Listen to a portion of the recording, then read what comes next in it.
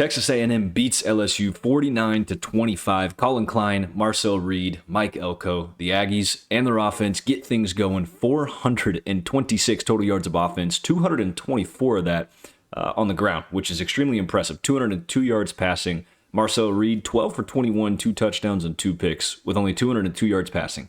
If you told me that stat before the game, I'd tell you this thing's probably close. There's a chance LSU might take this thing. That's not how that happened at all. A&M really dominated offense, defense, and special teams. I know LSU had the block punt, but A&M then had the touchdown return on the punt. They had a couple good kickoff returns. So today we're looking at A&M's offense, what Colin Klein did, how he caught Blake Baker, and one of the best defenses in the country, a little bit over-aggressive. LSU came out with a lot of man-to-man coverage in this game. I think they thought they could match speed to speed, maybe spy Marcel Reed, but the problem with man-to-man is as soon as you turn your back, you have a threat at quarterback, and you're leaving a linebacker in really just one-on-one world, so to speak, with a lot of open space to try to make a tackle on one of the shiftier quarterbacks in the country. So enough talking. Let's get into the video. Let's watch the film. Texas A&M offense. Let's do it. First play here for the Aggies. 2nd and 8. We get a mesh concept. Pressure almost gets to us, but we get this thing out on the crossing route. Get a big-time play here. 15 yards and a first down. What happened here? So let's first diagnose what the defense is showing us. We're getting a man coverage look here. The reason I say that, first and foremost, we have a single high safety. We have 4 down. We're getting a point right off the bat. I'm telling you, who's probably pointing the running back, that's who he's covering. The thing I love about pre-snap motion is if you run pre-snap motion and you get something along the lines of this, where we're shadowing that motion on the defensive side of the ball, that tells you 9 times out of 10 what they're in. This tells you, hey, it's man-to-man coverage. We're matched up here. We're matched up here. We're covered the tight end there. We got man-to-man. Now, the beauty of a mesh concept is when you get these crossing routes that come across the middle of the field, these linebackers are already flat-footed, and there's a lot of traffic for these corners to have to try to run through just to stay with their man. Some teams will do what they call banjo, where they'll go ahead and actually switch this. It's almost like a cover one with a little bit of a zone in this middle hook to curl flat area. LSU does not do that in this case, so we'll go ahead. We'll start it slowly here. I want you to take a look. Obviously, we see, hey, 3 is already beat off the jump. Even if there was no traffic in the middle of this field here, 3 is clearly beat. But the problem is, instead of having someone maybe lurk into that, or some kind of banjo, right, where someone just sits and waits for this, even if it's that linebacker, you let him cross your face. He's got the running back out of the backfield. He can't let him cross this way. And now what happens is we clear out here. We're running this way. I don't know what we're chasing there. And we leave an entire wide open space here for this crossing route to kill us. And man-to-man, it is extremely risky. And as you can see, these two nearly collide right here. That leaves us all this wide open field. Pressure nearly gets to us, but Marcel Reed does a good job. He lets this thing develop. If you can block this for 3.5 seconds in man-to-man coverage, this mesh concept is absolutely killer. It's exactly what happens for the Aggies. As you can see, we get the catch, get the first down, get the big play. 2nd and 10, Marcel Reed gets himself a huge play. Aggies score a touchdown on this. Love the design. Love the ability of Marcel Reed to use his legs, see the wide open space in the field, and speed kills, man, especially at this level in the SEC. Whoop, make a guy miss, make another man miss. Athleticism, we're in the end zone. That's 6. What happened here?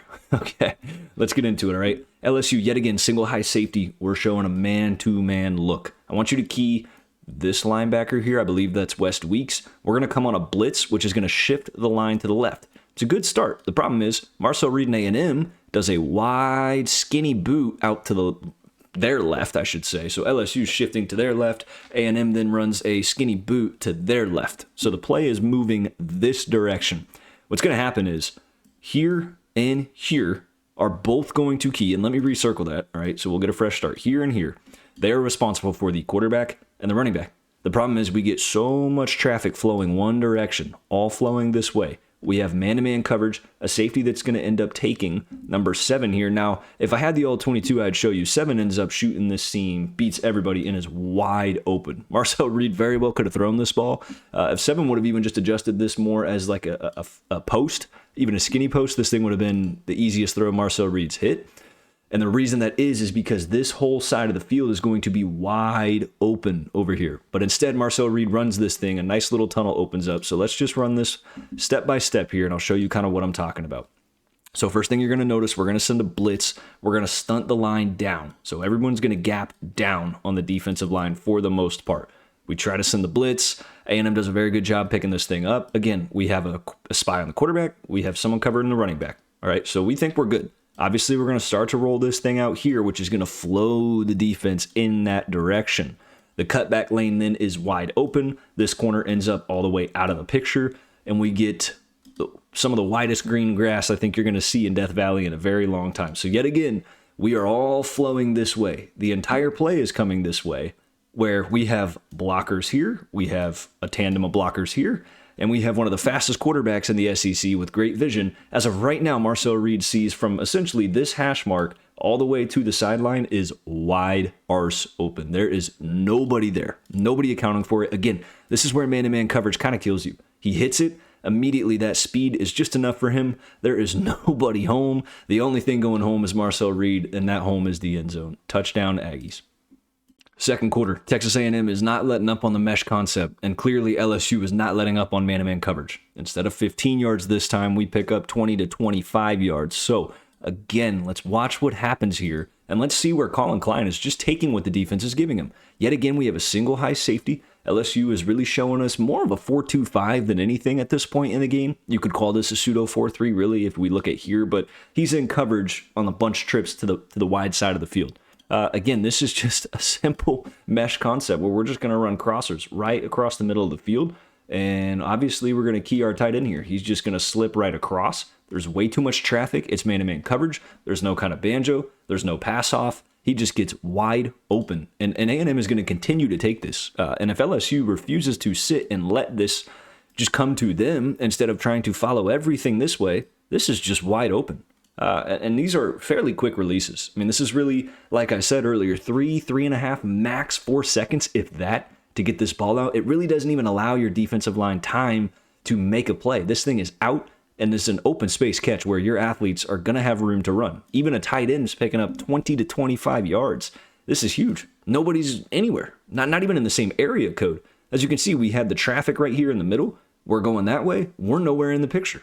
And we catch this thing, we have plenty of time to turn around, get this upfield. It's a great first down play call. It's a great play call against man coverage. I don't know why Blake Baker and this LSU defense did not shift to it, but A&M taking advantage of it all game long.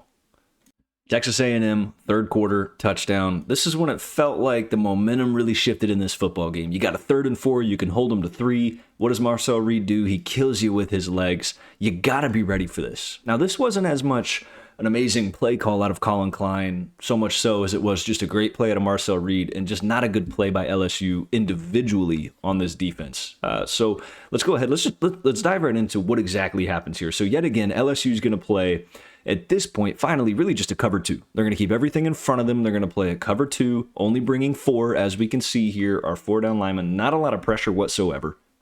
Really none. 7 is what I want you to watch, okay?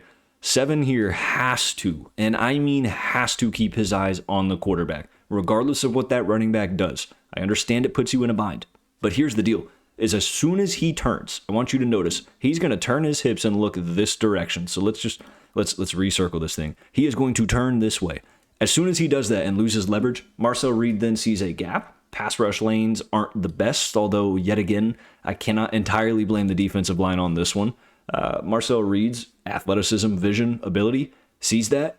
LSU is not disciplined enough. We lose leverage. We lose sight for even half a second. This thing is a walk-in touchdown for Marcel Reed, man. It is just way too easy.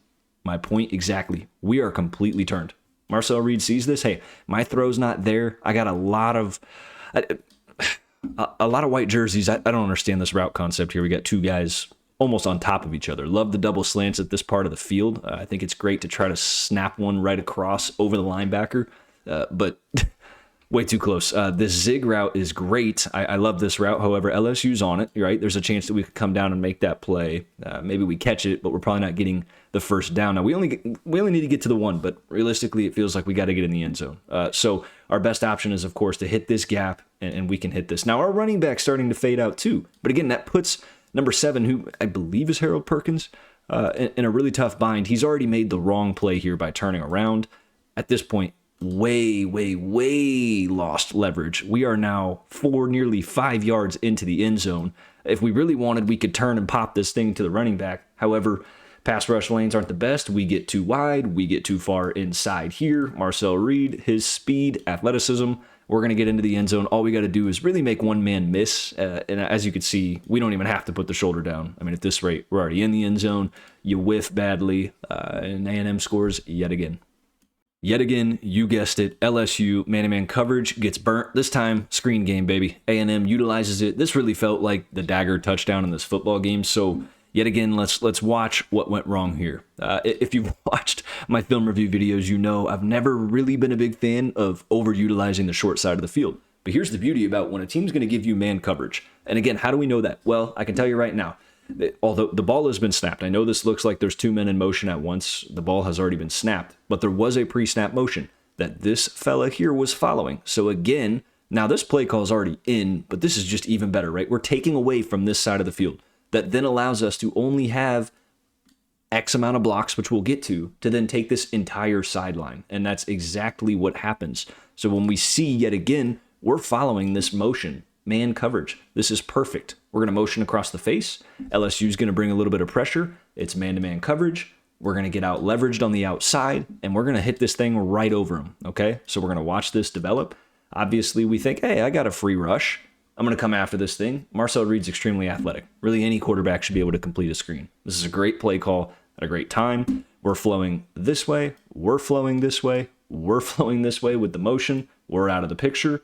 We're obviously covering this motion here as well as 3 other people. Not ideal. Doesn't look good. We're pointing out here like, hey, watch out here. I'm detecting the screen, but here's the problem is I got 2 bodies coming to close me off, right? I'm already too far up the field. If I don't make this play, we're going to sneak through, and this thing's just really a walk-in touchdown. At this point already, all we have to do is just complete the pass, and this thing's a touchdown. That's exactly what we do. Exactly what we do. By the time these 2 realize you're out of the picture, maybe a little bit of a hold there, unnecessary because it wasn't going to change the result of the play, but we catch this thing out here. We get a great block there. We have another lead blocker coming around the edge. We do a good job of getting a block here. We don't quite get a body here, but you know what? There's no point in getting a hold that far down the field. This thing is just beautiful. And again, this is how you beat man coverage. Short side of the field, good block. Outnumbered, man. How many bodies down there? That is just way too easy. It felt like that all night long. Blake Baker's defense, extremely vulnerable in man-to-man coverage. Colin Klein and that A&M offense do a great job in the game plan, countering Blake Baker's aggressiveness. I have not seen LSU play that much man-to-man this season. Considering what they must have saw on film is all I can really guess, although A&M has been a team that has been extremely lethal deep with Mario Craver and Casey Concepcion. So for LSU to then play man-to-man and allow Marcel Reed to do what he did with his legs, rushing for 108 yards, I'm not entirely sure. I don't understand quite what the game plan was there from Blake Baker. I thought Colin Klein put together a great offensive scheme, and I think it's very easy to adapt to a cover one look. Not a lot of disguised coverages, really nothing to have to go deep into the well for Texas A&M. It was just simple mano-a-mano football, and it's very easy to exploit that, and we saw A&M's offense do that here in the game as well as in this film review video. So I appreciate every single one of you for tuning in. If you like the content, leave a like, comment, subscribe. We're getting pretty darn close to 900 subscribers, which is just so awesome considering we started this thing 5, maybe 6 months ago. So appreciate every single one of you, and I will see you in the next video. Thank you.